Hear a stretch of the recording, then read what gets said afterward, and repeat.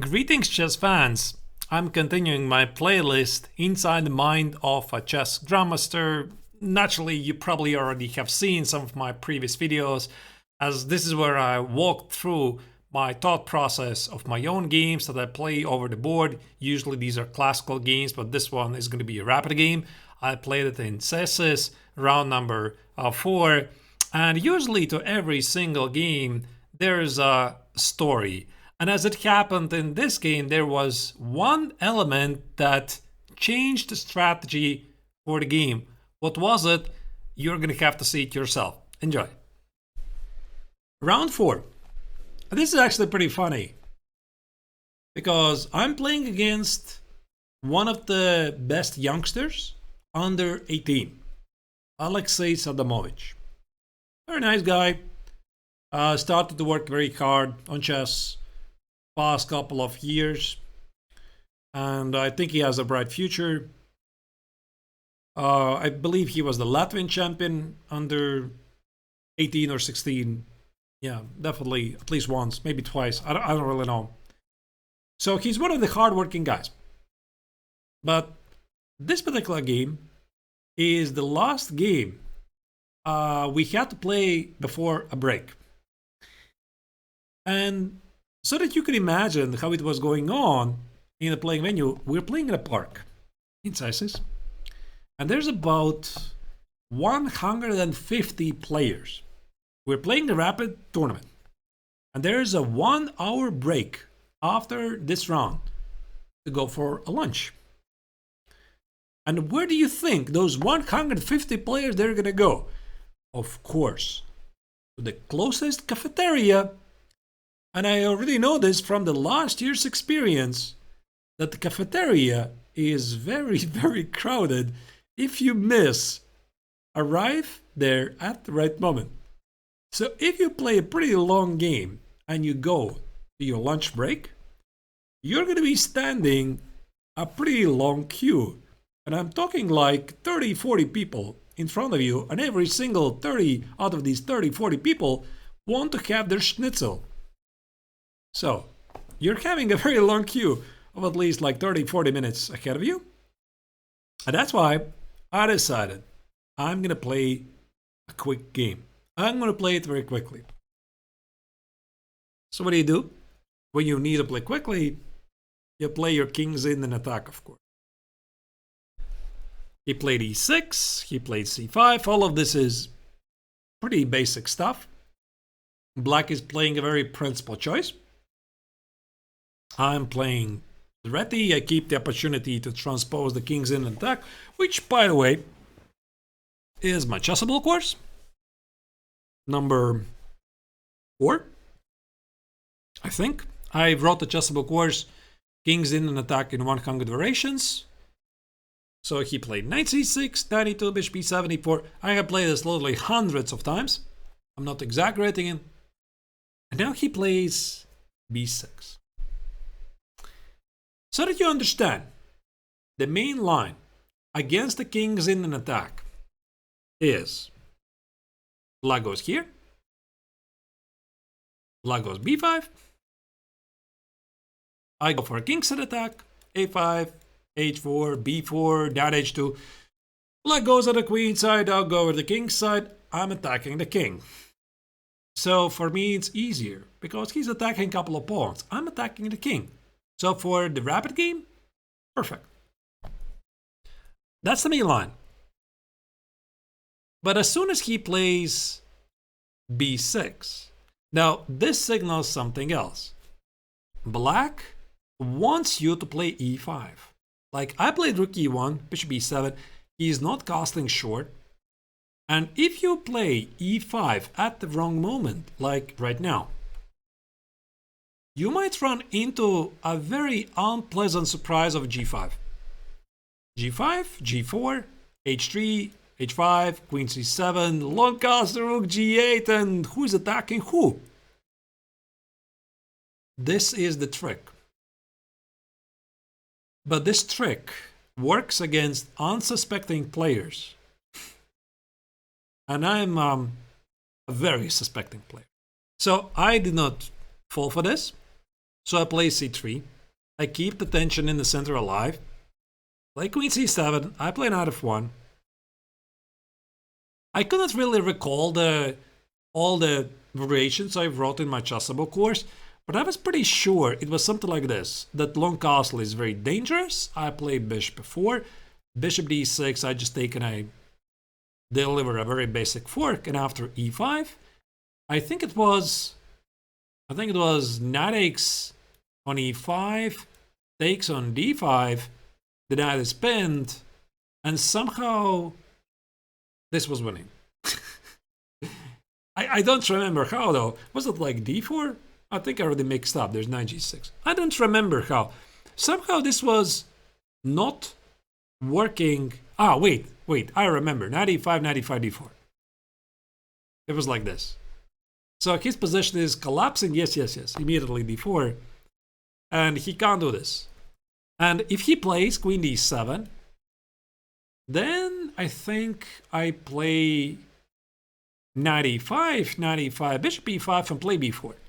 This is from my chessable course. If I'm, again, not terribly mistaken, I'm supposed to open up the queen side as quickly as possible. So he probably suspected that and decided to take on e4 immediately. I took it. He played castle. And I immediately play e5. So for me, it's the same idea. Like, same idea. I play e5. The pawn on e5 is going to be like a splinter in black's position. It's going to divide his position in two halves. And I want to play h4, knight h2, knight g4, and go for a kickset attack. Do you remember where he's supposed to base his counterplay? At a queen side, right? So he played knight e5. I play queen c2 very quickly. I was not really sure, is it queen e2, is it queen c2? I just decided to play queen c2 so that it immediately enables some knight g5 ideas, and there's a pawn under attack on h7. He played rook d8, I play h4. He played b5, I play knight h2. Again, I blitzed out all of these moves because they just make perfect sense. And my opponent was starting to feel quite a lot of heat in this position. Because again, from black's perspective, it's not so easy to understand what he's supposed to do. And I'm attacking the king. So he played b4. Now the question is, what do you do? What do you do after b4?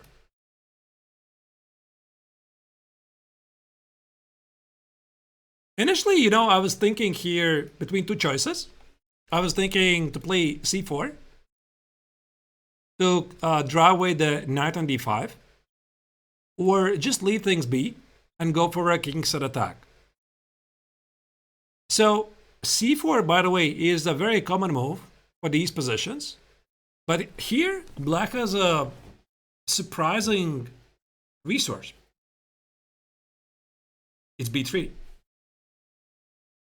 Very nice move. No, actually, knight e4 is a mistake. Knight e4, I take, I play bishop e4. I saw this line. I defend the queen, I hit the knight, I hit the pawn on h7. I was hoping he's going to fall for it. But there's a very cool move, b3. And he enables the knight b4 idea. Takes, knight b4, he has a lot of activity. Like, a lot of weaknesses. Knight e4 might be incoming. Rook d3 might be incoming. So it can be pretty dangerous for me. Right, rook d3. So I decided not to do that. I played knight g4. And, this game taught me something. That I keep underestimating one resource for black. And I think this already has happened before. That black can play h5. He can do this. He can weaken the king. Which normally, for me, is fantastic. He's weakening the king's position to no return. But the point is, these two tempis make quite a big difference. and he develops his own counterplay with rook d3. And I'm never in time to exploit the weakening of the dark squares. So what I'm supposed to do here is not play knight g4, but start with h5. Start with h5, threaten h6, and now play knight g4.